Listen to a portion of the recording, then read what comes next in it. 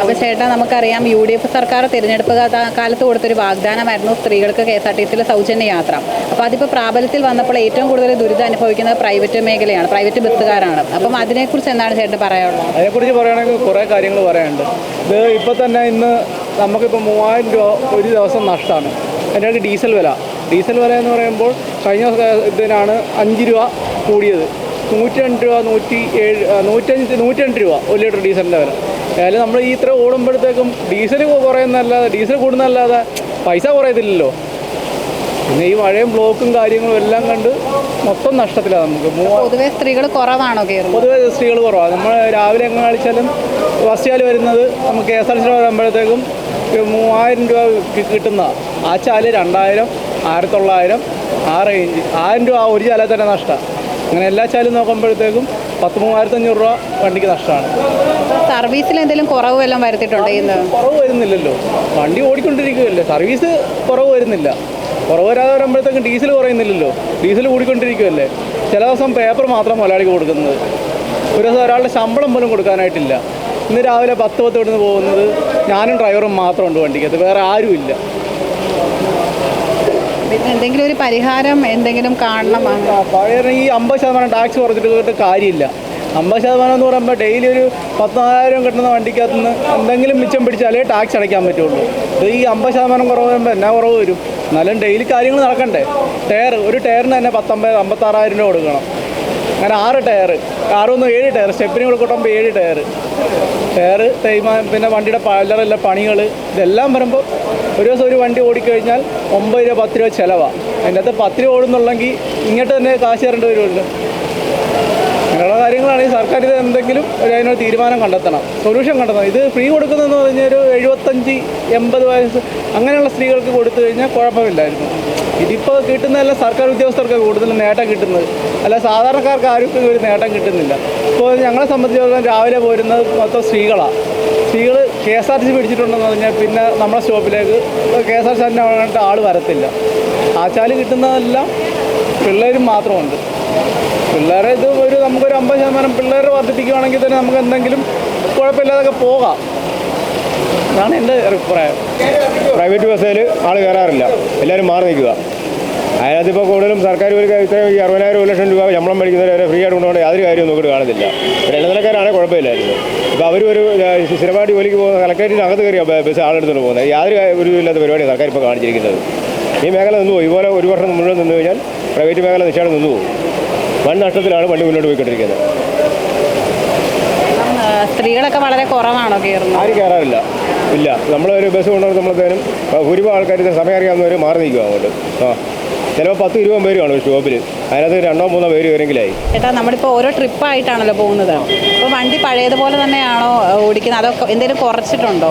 ഇല്ല, അങ്ങനെ ആ ട്രിപ്പ് തന്നെ എല്ലാ ട്രിപ്പും എടുക്കുന്നുണ്ട്. എല്ലാ ട്രിപ്പും നല്ല നഷ്ടത്തിലല്ലേ? അപ്പോൾ നഷ്ടത്തില്ല. ചില ട്രിപ്പ് ആരുമില്ല. 600-700 വെച്ചിട്ട് ആരെങ്കിലും 50 രൂപ പോലും വിൽക്കാറില്ല.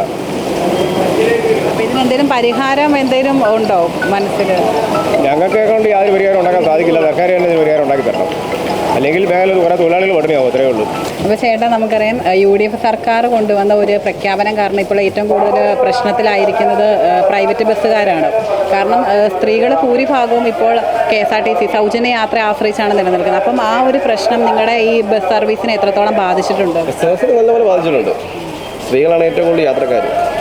പുരുഷന്മാരൊക്കെ എന്ന് പറഞ്ഞാൽ ബൈക്കിനും മറ്റുള്ള വണ്ടികളിലൊക്കെ പോകുന്നത് സ്ത്രീകളാണ് ഏറ്റവും കൂടുതൽ.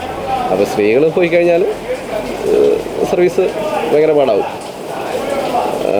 പിന്നെ ഇപ്പോൾ ഫ്രീ ആയിട്ട് പോകുന്നതുകൊണ്ട് എല്ലാവരും സ്ത്രീകളും മാറി നിൽക്കുക.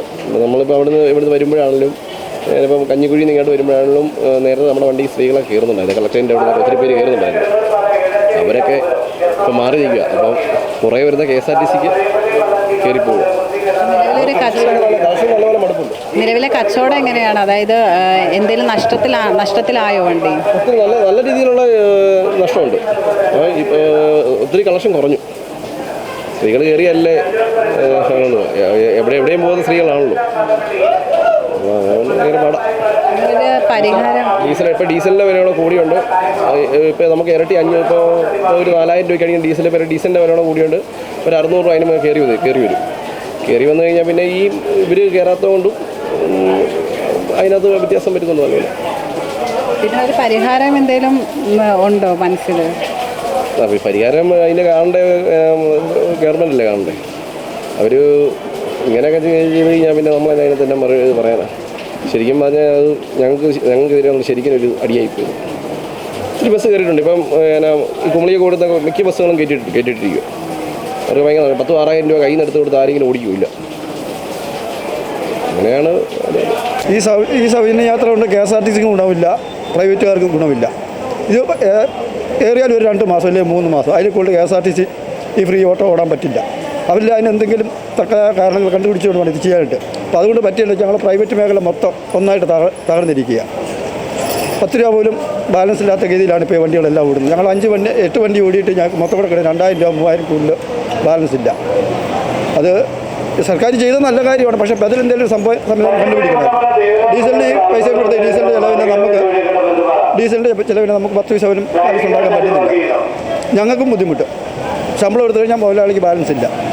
അതുകൊണ്ട് ഈ സൗജന്യ യാത്ര കൊടുക്കുന്നതിന് കുഴപ്പമില്ല, ബദൽ സംവിധാനം ഉണ്ടാക്കണം. ഞങ്ങൾക്ക് ഒരു ഗുണമില്ല. അതുകൊണ്ട് ഈ സ്ത്രീകളൊക്കെ വളരെ കുറവാണോ കയറുന്നത്? സ്ത്രീകൾ മൊത്തം KSRTCയിലാണ് പോകുന്നത്.